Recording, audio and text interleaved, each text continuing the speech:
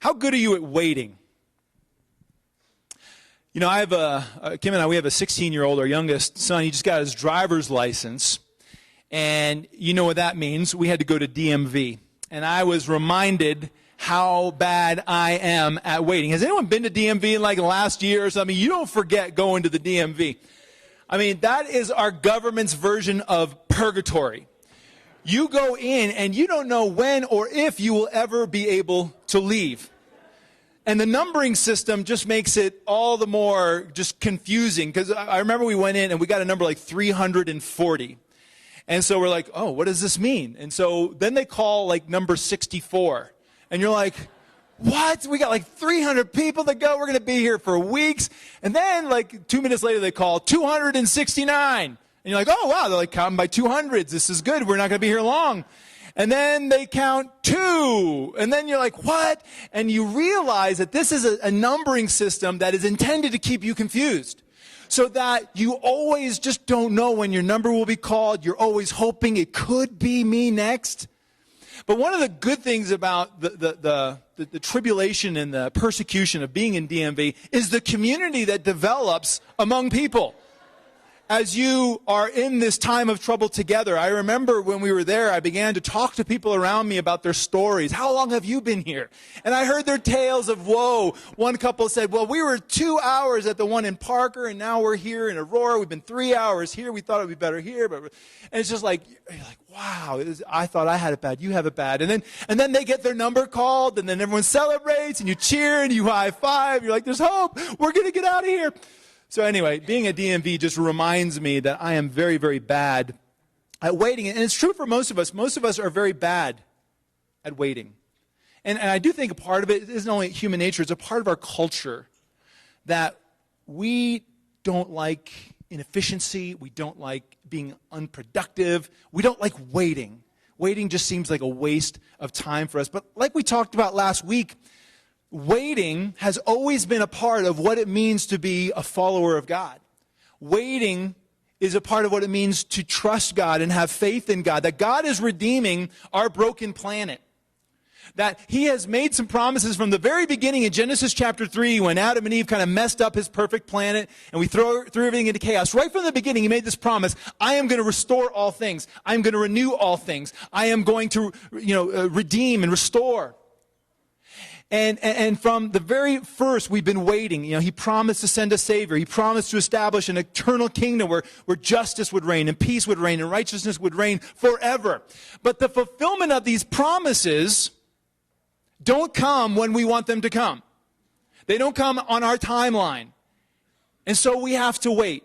It's a part of what it means to follow God. And this weekend, Christians around the world are beginning a season of waiting, known as Advent. Advent is a season where Christians the world over, for the 4 weeks leading up to Christmas, kind of prepare for the coming of Christ. Now, I'm aware that Adventists don't typically celebrate Advent. I've never really celebrated Advent before, but the more I study it, the more it just baffles me. I mean, as Shauna pointed out, if anyone should celebrate Advent, it should be Adventists, right? I mean, it just seems to kind of go together. And as Shauna pointed out, the word Advent actually means, every Adventist knows this, that the word Advent means coming or appearing. Specifically, the coming or the appearing of Jesus. And so Advent is a season to prepare for the coming or the appearing of Christ. And the preparations we do during Advent aren't like the kind of same preparations that we would do in preparing for Christmas. It's not about the shopping. It's not about the cards. It's not about the wrapping of gifts. It's more a spiritual preparation. A time where we prepare our hearts to be ready for the coming of Christ. And for that reason, Advent is very much about waiting. It's about a season of waiting. And that really has two applications.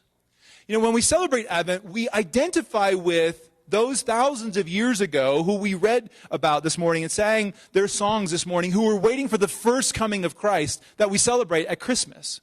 Advent is a time for us to remember that people had to wait thousands of years for their deliverer, for their Messiah to come, and we identify with them. And so we'll read those passages like we heard in Isaiah 64 about this longing for Messiah to come. When will you come down, Lord? When will you rend the heavens? When will you show yourself? That was the longing of the Old Testament believer. And so That's the first application of Advent, that we remember those who had to wait for so long for Jesus to come the first time.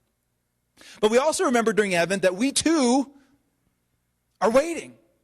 We're not just waiting for Christmas. Certainly we're waiting for Christmas, December 25, and the celebration of Christmas and the birth of Christ and everything that goes with that. But we're waiting for Jesus to come again.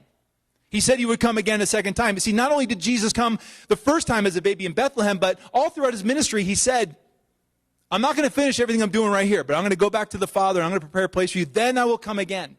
This time not as a baby in Bethlehem, but this time as a returning king in glory. And so we remember that we're waiting for the greatest event of Earth's history during the season of Advent, and that it will bring the fulfillment of every promise of God. That when he comes again, that's when we're going to receive the eternal life, and we're going to receive the eternal togetherness with God and with one another. No more strife, no more separation, no more conflict. It's when he comes again that we'll receive eternal joy and eternal peace. And so as we begin the season of Advent, the season of waiting, we ask the question that every waiting person asks. When? How long? When will you come? How long must we wait? This is a question that the disciples of Christ have been asking since the very beginning.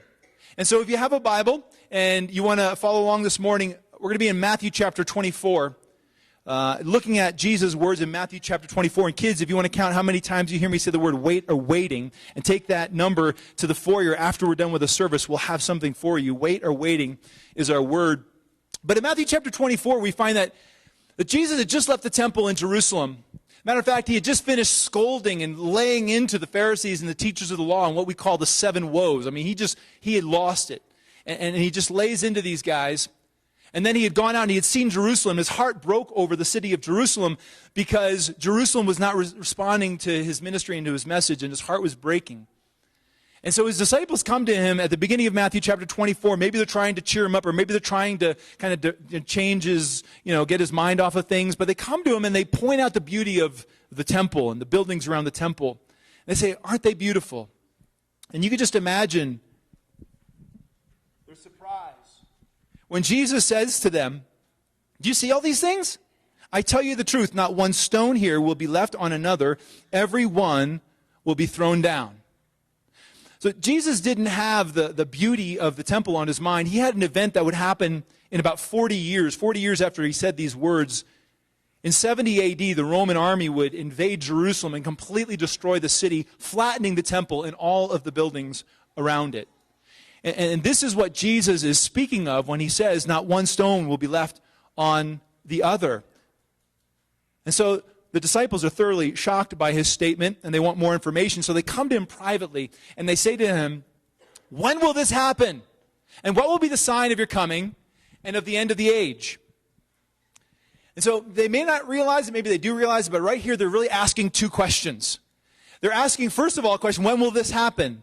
This thing he had just spoken of, the destruction of Jerusalem. When will this happen? When the temple will be flattened? And then they also wanted to know what also will be the sign of your coming and what will be the end of the age. When will you come again, Lord? When will you put an end to all things? When will you bring us our reward? This is a waiting question. This is the central question of God followers of all time. How long? Really, how long until you come? How long until you fulfill your promise? How long until you right every wrong and restore every broken thing? How long must we wait? And again, this is the question that all believers in the Old Testament had to ask. And they asked it all their lives. They asked it for thousands of years. And it began at the very beginning with Adam and Eve asking, okay, well, when is this deliverer coming? And down to Noah, and then to Abraham, and down to Moses, all of them asking together in a chorus, how long? When will you come? And then we go through hundreds of years of periods of judges of Israel and kings of Israel, all asking the same question, how long? And then we get to these great prophets like Isaiah, who we heard this morning, and Ezekiel and Daniel, who not only predicted the coming of the deliverer and of the Messiah, but they also yearned for the coming of the Messiah. They knew their people needed a deliverer. They knew their people needed deliverance, and so they would ask, how long? and through the eventual exile of God's people to Babylon, and then the return to Jerusalem, and through the time of the minor prophets. And hundreds of years later, the people continue to ask this question, how long? And almost all of them died waiting. And eventually God's people seemed to even forget they were waiting for anything or what they were waiting for. And then one night, in a little cave outside of Bethlehem, he came. He was born. After thousands of years of people asking the question, after thousands of years of people wondering, how long? Here he was. He came just as he promised. Maybe not in a way that anyone expected, but the birth of the long-awaited Messiah had come. And when he was born, only a few wise men from the east even knew to look for him, to expect him. It took angels appearing to some shepherds to kind of stir up some kind of a buzz around the birth of Christ because no one was waiting. And now, 30 years later, the same Messiah, he's turning the world upside down by his teaching, by his preaching, by the miracles he's working. And he tells them, hey, I'm not going to do everything this time. I'm going to die. I'm going to rise again. I'm going back. I'm going to prepare a place for you. Then I will come again and I will bring you to be with me. That is when I will put an end to sin. That is when I will reward my followers. And so now his disciples are asking this question as he is teaching and as he's talking about the second coming. He says, how long? When will this happen? When will be the sign of your coming and the end of the age? And Jesus answers both of those questions. When will be the destruction of Jerusalem? And when will you come again? He answers them both in Matthew chapter 24. If you haven't read it in a while, I encourage you to do it today, where he gives these signs. He says, this is what to look for. Watch out for this. And as this occurs, you're going to know that my return and the destruction of Jerusalem are coming near. And one of the things that struck me this week about these signs is that all of them were stated as negative, difficult, hard things. Now, Jesus never said, and when your life is going smooth, and everything is going your way, and you're experiencing complete peace with all the people around you and in your life, then the end will come. He never said that. He said, no, difficult things are the sign of my return. That there will be wars and rumors of wars, that there will be famine, that there will be earthquake, there will be natural disaster, there will be hatred among people, there will be great distress, there will be persecution, there will be deception, there will be evil, and it will seem to be winning. And it just strikes me that these are all perfect signs for the return of Christ. Not only because of the fact that this is the way things would go down, and he knew it, that things would get continually more difficult, but I think these are perfect signs of the return of Christ because it's when difficult things happen that we truly long for Christ to come. That we begin to ask those questions of how long. When things are hard in life, we realize that we need deliverance. It's when things are difficult in my life that I realize I need a deliverer. Think of it this way, that hardship enhances our longing for his coming the way presents under the tree enhance a child's longing for Christmas. It enhances the waiting experience when things are difficult. And when we're surrounded by difficult and painful circumstances, that's when we want nothing more than for Jesus to come and make all things right and come and bring justice to those who are maybe persecuting us and bring relief to those who are suffering. I mean, when life is hard, that is when we hunger to see Jesus. I mean, when you are a Christian living in Iraq and an evil army invades your home and they begin to kill thousands of men and women and impale children simply because they are the wrong religion, you long for Jesus to come again and put an end to evil. Or when you live in Western Africa or Sierra Leone and you see your community and your family being devastated by Ebola, you long for Jesus to come again and put an end to disease. Or when you're a Christ follower and you live in inner city Ferguson and you see your community and your country just being torn apart by injustice and anger and hatred, you long for Jesus to come and put an end to injustice and anger and hatred. We need deliverance. We need a deliverer, and our awareness of that is heightened when things are difficult in our lives. They're not only a reminder that Jesus is coming soon, but it also serves to heighten our anticipation of it. But what about when things are really easy for us? What about when life is really good? What happens to waiting when you live in Parker or Lone Tree or Highlands Ranch in 2014? What happens to waiting when you live in a land of abundance where you could pretty much have whatever you want whenever you want it? Now, I'm not discounting the fact that I know that many people in our community and right here in this room are dealing with things that are heightening our anticipation for the Lord's coming, difficult things. But some of us aren't. A lot of us aren't. A lot of us are in a really, really comfortable place. Life is good. We have everything that we need. What happens to waiting when life is like that? Well, when life is comfortable and we're experiencing prosperity, that leads us not to wait. These things lead us to forget. And I'm not saying anything wrong with comfort or prosperity. This is just the downside to such things. We don't wait. We forget. We forget that we're waiting for anything at all. I mean, for those of us who are comfortable, we feel no need for deliverance, and we feel no need for a deliverer. We lose sight of God's promise to recreate the world because, quite frankly, we like the world just the way it is. So this morning, as we consider the second coming of Christ, whether we are in a time of difficulty and we're hungering to see him again, or we're in a time of comfort and prosperity, we're really wondering, where we are with all this, there's really two questions we have to ask in regard to this particular topic. And maybe these aren't questions you've heard asked in church before, but I know we ask them, and so I think we need to kind of give voice to them. And the first question we really need to grapple with is this: is he coming? Really? I mean, it's been 2,000 years. Maybe he forgot, or maybe he was wrong, or maybe we misunderstood him, or maybe he changed his mind. Is he really coming? It's been 2,000 years. Or many of us are really grappling with the idea of, is Jesus even really divine? And so for us, maybe the question is, maybe he was just wrong. Maybe he intended to come again, but he just overestimated his power, and he doesn't have the ability to do that. But this is something we all have to decide whether we actually believe or not. Is he coming? And I don't have the ability to answer every objection to this or every argument or convince everyone beyond the shadow of a doubt. But one thing I would say is that I believe that there is ample evidence that he is coming, so that we don't really have to believe this by just kind of taking it on blind faith. For instance, God has an incredible track record of saying what he's going to do in the future and then doing it with incredible kind of consistency.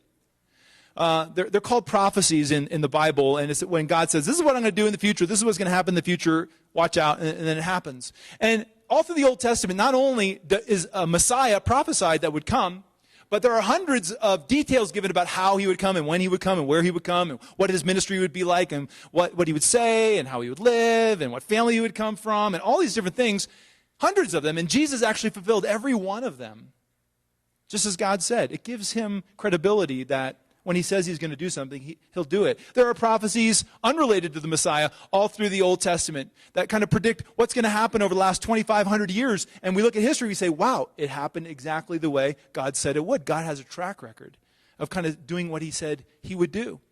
Or think about what Jesus said about himself. He said, you know what, I am the Son of God, and I'm going to prove it by not only dying, but I'm going to raise again 3 days later. The man predicted his own death and resurrection, and then he pulled it off. He's got a track record of doing what he said he will do. And more than that, just think about what Jesus is saying right here in Matthew chapter 24. He's giving an answer to two questions. The first one happened exactly the way he said it would come down. He said, this is what it's going to be like before Jerusalem is destroyed. Watch out, get out of the city before the Romans come. And because he said those things, all of the Christians were able to kind of leave the city of Jerusalem before it was flattened, because Jesus had told them what would happen ahead of time, and it happened just the way he said. He has a track record of doing what he said he would do. And just one more thing I would point out to this question is that the New Testament writers predict again and again the fact that there would be an apparent delay for his coming, and that mockers and scoffers would come who would question the fact of whether he was really coming or not. And so it seems that 2,000 years later, which is not much time for God, if we are mocking or scoffing at the idea of Christ coming, maybe we are a fulfillment of the prophecy of the very book that said He's coming again. I don't know. There's plenty of evidence to hang my faith on. I choose to believe, but each one of us needs to kind of work this question out on our own. Is he really coming? And the second question is a little more difficult, a little more painful to answer. But the question is this: do I really want him to come? And again, for so many in the world, the answer is yes, now. I need him now. I need deliverance now. I need a deliverer now. But for many of us who are so very comfortable in life, it's hard answering this question because we may not like the way we answer that question, because it's kind of an apathetic, not really. We have plans. We have things we want to do. When we're young, we want to graduate from school, and we want to get married, and we want to have kids and get a job or whatever it is. And then when we have all those things, then we want to, hey, I got a vacation plan, Jesus. I'm going to Hawaii. Can you just kind of hold off a little bit? And then we got a big retirement account that we want to spend. Can I just spend some of my, can I enjoy my retirement first, Jesus? And so we find ourselves not praying, when, Lord? Come, Lord. We pray, can you wait a little while, Lord? And let me just say, I understand this way of thinking because I am a product of the good life. I live in a very good place. But we have to know that all of us will come to a place in life when things get so difficult and things get so hard, where we will realize our need for deliverance, and we will realize our need for a deliverer, and our prayer will change to how long? Come quickly. It is inevitable for every one of us. And I would also say, if we only knew what Jesus had planned for us, none of us, regardless of how comfortable, would ask him to wait. See, because underlying our kind of apathetic, come maybe later, Lord, is really a general mistrust of what he has prepared for us. I mean, if we only knew what he had under the tree, wrapped up for us, ready when he came again, none of us would want him to wait. We would want to experience what he wants to give us. But in all honesty, a lot of us haven't really engaged our imagination to wonder what heaven would be like, or we just kind of take wholesale the caricature that our culture gives us on what heaven will be like.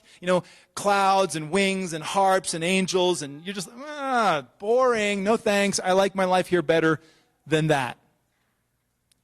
But I am convinced that if we could just have a little taste, a little glimpse of what we would see and experience and feel 1 minute into eternity, which is 1 minute into heaven, that none of us would ask him to wait, that all of us would say, come now, Lord, because we believe that what you have prepared for us in the place you've been preparing for us the last 2,000 years is so much better than the things that we love in the world you created in 6 days that we broke. We think you got something better planned for us. And that we would pray with those disciples, when will these things be? When will you come again? Well, after giving all the signs of what's going to happen, Jesus answers their question. When is it going to be? You want to know? You want to know what it's going to be? Here's when it's going to be. He says this in verse 32. Now learn this lesson from the fig tree. As soon as its twigs get tender and its leaves come out, you know that summer is near. In other words, you could figure this out. I mean, there's things in nature when you can tell the seasons are changing. I've just given you all these signs so that you can tell when I'm going to come again. He says, even so, when you see all these things, you know that it is near, right at the door, right? So when you see the fulfillment of these signs and the increasing intensity of these signs, you're going to know it's close. It's close. A lot of us are looking around saying, I think it's close. But then he says again in a couple more verses, he says this, verse 36, no one knows about that day or hour, not even the angels in heaven, nor the Son, but only the Father. So he's saying you can kind of know, but you can't know. And that creates tension. Well, what do you mean? I can kind of know. I think it's near, but I can't really know. What do I do with that? How do I live in that tension of kind of knowing but not knowing? Well, he doesn't leave us hanging. He answers that question as well. This is how he tells us to deal with the tension. He says this, therefore, keep watch, because you do not know on what day your Lord will come. Because you don't know, you kind of get a sense it's close, but you don't really know when it's going to be. Keep watch. He says, but understand this, if the owner of the house had known at what time of night the thief was coming, he would have kept watch and would not have let his house be broken into. So if someone told you tonight at 1 o'clock a thief is coming to your house, they're going to break in, what would you do? Would you go to sleep? Would you go to bed? Or would you kind of wait up? You'd stay awake. You'd be like, I'm waiting. I'm 1 o'clock, man. I'm ready to go. I know what some of you would do. I know how some of you would react to a burglar in your house at 1 o'clock. And that's what Jesus is saying. If you knew, you would be ready. And he goes on to say this. So you must also be ready, because the Son of Man will come at an hour when you do not expect him. He's speaking to his disciples, and he makes this promise. I'm going to come at a time when you don't expect it. When you least expect it, expect it. And so, what do we do with that? We live in a state of readiness. We are always ready. We live ready. We don't fall asleep. Spiritually, we stay awake. I was reading this, and I thought this week about my friend Anitra. Anitra is a nurse. She worked at the Parker Hospital, and she used to work the night shift 12 hours at a time. She told me how hard it was to have to drive home after working 12-hour night shift. And she told me what she would do to stay awake. She had kind of long hair, and so she would take her hair and she would close it in the window of her car, like that. So if she started to nod off, her hair would get pulled, and she would wake up. And I thought, that is brilliant. That is a woman who is willing to do whatever it takes to stay awake. And I think that is what I need to do in my life as a follower of Christ, to not lose focus, to not stay awake. What do I need to do? How do I get my hair in the window? What does that look like as a follower of Christ? To be ready, because we don't know when he's going to come again. So we are urged to do what it takes to be ready. Now, I know this is a very difficult thing to do. Especially, we're not good at being ready for things that seem a long way off. We're not good at being ready for things that we don't know when they're coming. A lot of us know when Christmas is. It's December 25. We know how many days there are, like 27 days till Christmas, but some of us still won't be ready, even when we know when it's coming. We will wait till the day before and scramble to get ready. But just imagine if you were given the task to be ready for Christmas, and you didn't know when it was coming. Just some Christmas guy would announce one day, it's Christmas! And then you had to be ready for that. Who would be ready for that Christmas? Very few of us. But that's exactly what happened the first Christmas. Some angels announced, it's Christmas! And a couple wise men were ready, and some shepherds were told to come, and so they did. And that's about it. And that's the way it's going to be the second time Jesus comes as well. He's here! How do we get ready for that? What does it look like to be ready? That's where we're going to turn next week. We're going to talk about what it means, what it looks like to be ready. And let me just assure you right now, I'm not going to give you a list of things to do. It's going to be all about Jesus, all right? How do we be ready for Jesus to come? We connect to Jesus. But because this is difficult, let me just share with you a couple things that we could do this Christmas season to kind of grow in our ability to wait. First of all, this is a season of waiting in so many ways. You're going to be waiting. I'm going to be waiting. We're going to wait in lines. You're waiting for the service to end. You're waiting for packages to come. We wait. We wait for Christmas to come. Could we, as Shauna asked in our story this morning, could we allow those times of waiting to remind us of what we're truly waiting for? When you're standing in that line, rather than pull out the phone or get impatient with the fact that the clerk is so slow, or the person in front of you isn't closing the gap in the line quick enough, could we just be in that moment and say, I'm going to wait in this moment?